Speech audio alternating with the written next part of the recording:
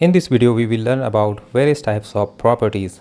Before knowing about various types of properties, we first know what is property and why do we need it. So let's look at this example. We have this class person which have two fields, name and age, and it is how we instantiate the class person, and it is how we assign the values to name and age. And if you are able to notice, I have assigned -10 to the age, and it should not happen because no one have age in negative numbers. That is the problem when you give direct access of your fields to the client. To avoid this situation, we need to validate our fields. So let's see how we can validate our fields. For that, we need few methods called getters and setters.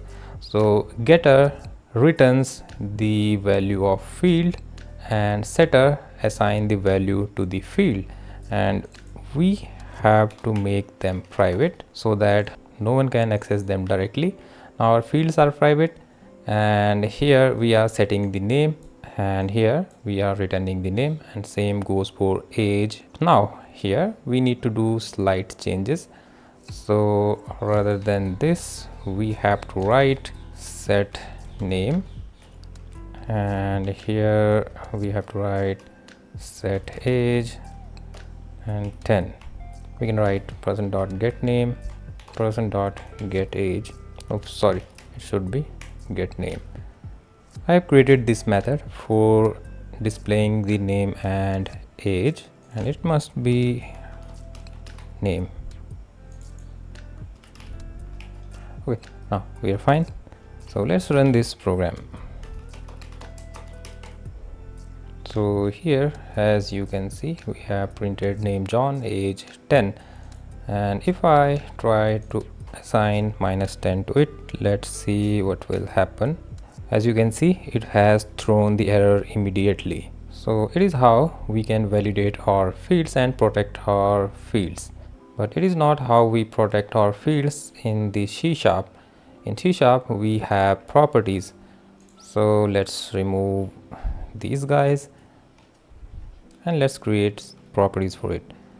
So instead of having two methods, getter and setter, now we have a single property which have getter and setter.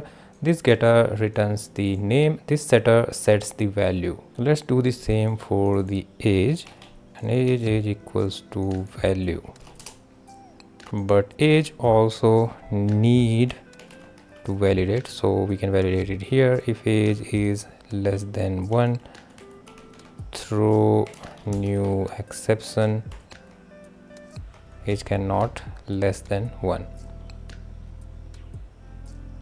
Now we can directly set values like this: person.name equals to John, and person.age equals to -10, person.age and person.name and person.age.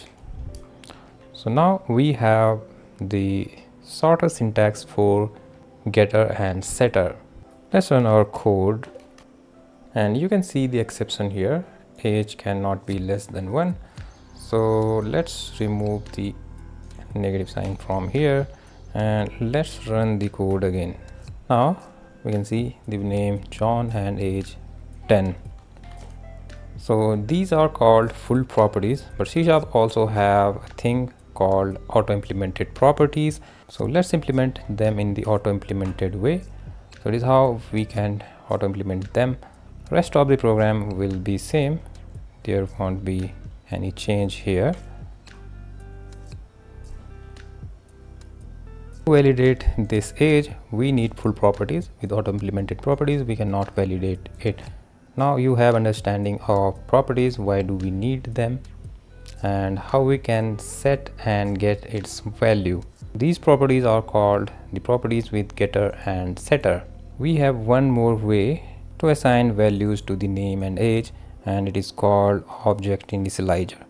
we can use object initializer to assign values to it like this.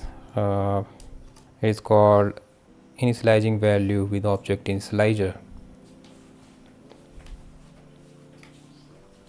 Let's remove this setter from here.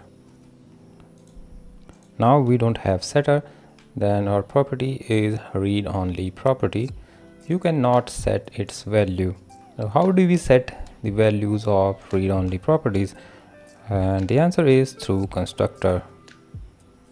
It is how we set the values of read only properties through the constructor, and to access them we have to pass them here.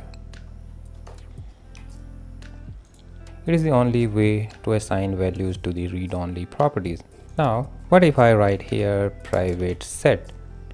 Now our property is again the read only property. We cannot assign their values from here, but here is a catch. It is private set. It means they can be assigned within a class.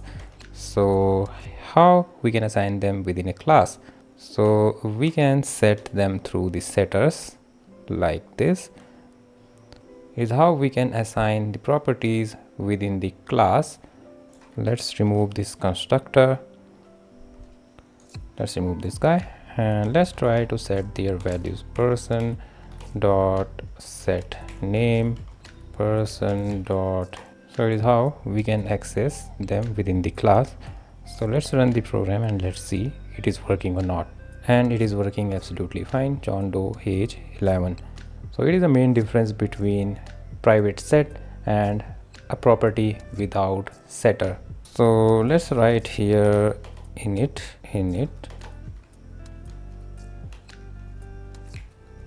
What is the meaning of init? So let's see. So we cannot assign the values of properties like this. So how do we assign their values? We can assign their values through the object initializer.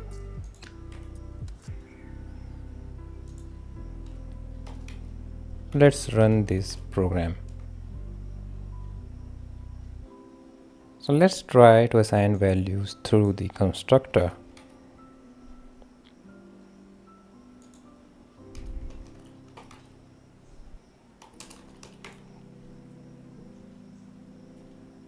So when we have init only properties, we can assign their values through the constructor or through the object initializer.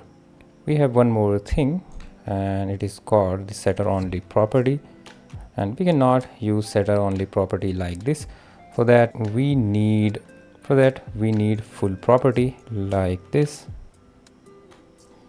So it is called the setter only property, but you will hardly find a use case to use the setter only property. It is all about the properties and various types of properties. I hope you find this video helpful. If you find this video helpful, then please hit the like button and make sure to subscribe this channel to get more videos like this. That's it for now. See you next time.